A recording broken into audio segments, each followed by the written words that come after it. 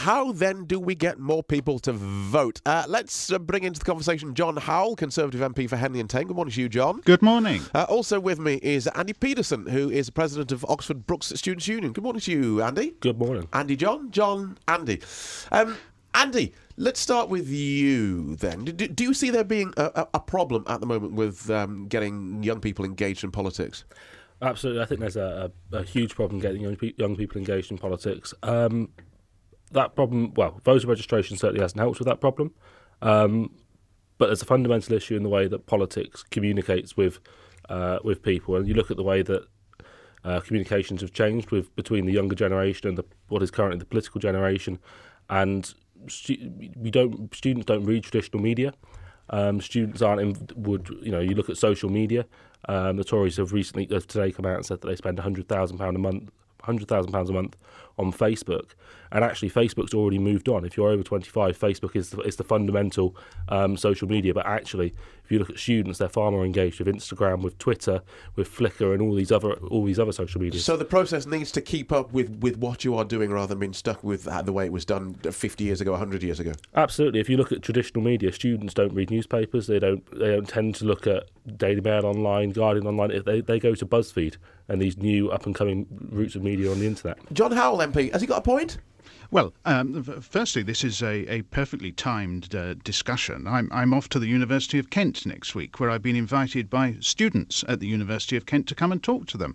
You know, there isn't a better example of young people being engaged in politics and having face-to-face discussions with politicians about the issues of the day.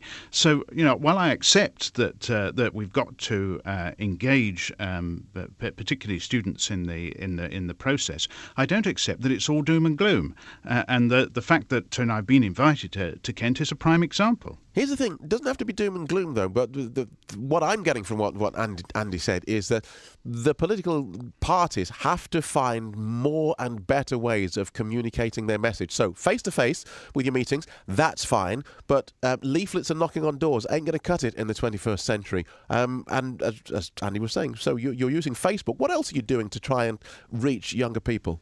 Well, personally, I'm also using Twitter, but I tell you the problem with Twitter is you've only got 140 characters to get a point across, and that simplifies what are very complex messages in many cases, and I don't think that actually helps, because we don't want students to think that politics is simple and that you can just make up your mind on the spur of the moment. We want some deep thought. That's what students are good at.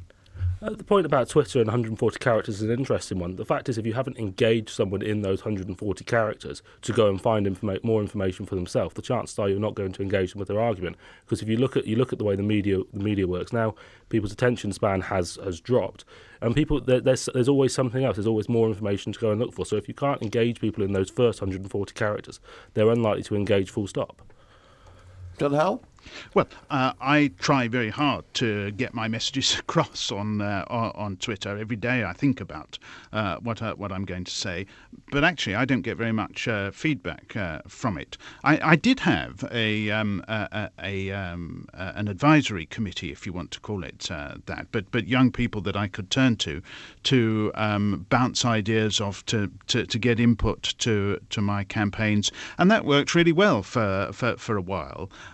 I think they've gone off with other interests at the moment. Oh, you failed to retain their interest, John Howell. Shame on you. No, I didn't. I kept those interests going, but they moved on. They left university. They got jobs. They moved out of the area. It's those sort of things that it's quite difficult to keep up with. Andy Pedersen, let's pick up on John Howell's imply point. He didn't put it he didn't phrase it in this way, but what you're talking about and what he's wary of is dumbing down of politics. And surely young people, shouldn't we all have a duty to educate ourselves? All very well saying, well, they don't do this and they don't do Instagram, they don't do Twitter. Go out and find out what's wrong with you. Yeah, that is true. But I mean, if you look at politics over the past few years, politicians are very wary in the way they will campaign. They will aim at the 35 to 40% they know will vote, and the younger generation don't fit into that bracket. So if you actually look at the policies that are aimed at the young voter, you look at the policies from the last government, you look at tuition fees, you look at the fact that since 2007, the 22 to 38, the report from the Institute of Fiscal Studies this week showed that the people in the age range of 22 to 30 have been worst affected by the recession, with wage drops. Young people don't believe that politics is working for them, and there's very little policy coming out of any party at the moment to suggest that's not true. Cynically speaking, John Howell, perhaps political parties have an interest in ensuring that young people don't vote and stay out of the process, because that way you get to inflict cuts on them, and they don't get to turn around and say no. No, that's absolute rubbish. I'm fully committed to engaging young people in the process, regardless of how they vote. As I said at the beginning of the programme, that's why I'm going down to the University of Kent to talk to students there.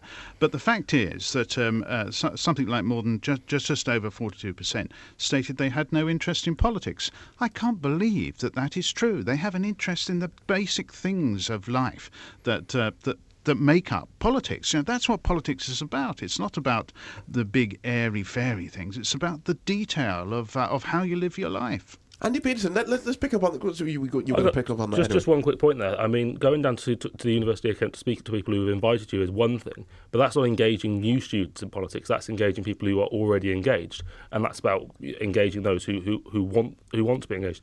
And how you engage. I mean, it's easy to focus on students, but people who are in education, who have got those sorts of backgrounds, are generally more engaged in politics. It's about the people as well who dropped out of education at 16, who are out in the workforce. How do we engage with those people and get these people to see the importance of politics? How are you engaging with those people, John Howell? Well, I'm engaging with them wherever I can. The trouble is that if you're looking at people who've dropped out of university, they don't form a coherent group. It's okay to put down the fact that I'm going to the University of Kent to talk to students, but for heaven's sake, it's a start.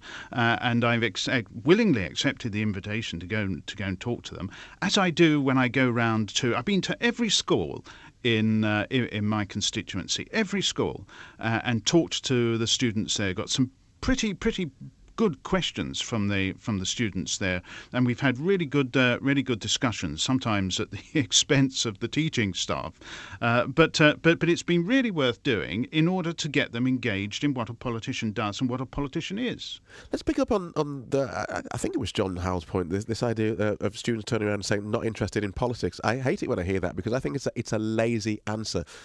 John Howell makes the point that politics is everything. It's your schools, it's your buses, it's everything. How can you not have an interest in politics? We have interest in issues, and when I hear that phrase, I think, well, no, that's your lazy way of saying I can't be bothered. I'd just like to come back to the point that 42% of students said they weren't interested in politics. That means 58% are, and that's a much higher percentage than that who voted at the last election. Students are politically engaged in general. We've run surveys at the university ourselves, and we've had over 60% of students say that they will vote, many of whom are undecided, and when look at policies, don't really see the difference between the parties. And there is a more fundamental point that people treat students as a separate demographic, and they're not. Students are interested in housing. When am I going to be able to buy a house? They're interested in pensions. Am I going to be able to retire in the future? So this idea of actually moving students away from the rest of society and picking them up on specific issues doesn't necessarily. If you talk about fees with a number of students at Brookes, they'll turn around and say, well, I'm already paying the fees. What does it matter to me? They're interested in their futures. John Howell, let's wrap this part of the programme up. Yeah, so as far as you're concerned, you're already doing quite a lot. Are you satisfied that this is it? That you are doing enough, and that you need to do no more in order to widen the engagement? Absolutely not. What I'm doing is what I can do, what I've been asked to do, what I've got out of the engagement so far. But if there was one thing, forgive me for talking over you. If there was one thing that you could do next in order to reach another part of your constituency or another element of the voters, what would your next step be? Well, I think that's got to be about going out directly to engage with the 16 to 24-year-old group. And when you say directly, how? I mean that's face to face. Twitter is absolutely fine, but it can't beat face to face contact, and it's quite difficult to engage with that group because they're not a group. They're not a coherent group. And when I can, at the Henley College or wherever, I go to speak to students there. I engage with them, and we have fantastic discussions with brilliant questions. And that's the sort of thing that I want to continue to do in order to take this argument forward. John Howell, thank you. Final point to you, Andy Pedersen. John Howell, they're clearly a fan of the face-to-face, and I can see how that works. But it strikes me that you need something to get them, something before to get them into the room, to get them there. So what more do you think political parties, the political establishment, could be doing? I think the first thing that the political establishment need to do is, as John Howell said, the 16 to 24 are not a coherent group. So actually working out what the communities are within that group and engaging with them on the individual issues that affect those groups. Treating young people as young people and assuming they all have the same issues. So separate them into distinct groups. What else? How else should the system work in order to reach these people? The system itself needs to fundamentally change from looking 4 or 5 years in the future to looking a lot longer in the future, and giving young people actually an idea of how they can get involved in politics and how they can shape politics, because I think that's the real question. So young people get to spend a lot of time being told this is what we'll do, this is what they'll do, but there's not so much talk about how you shape the future of what's happening.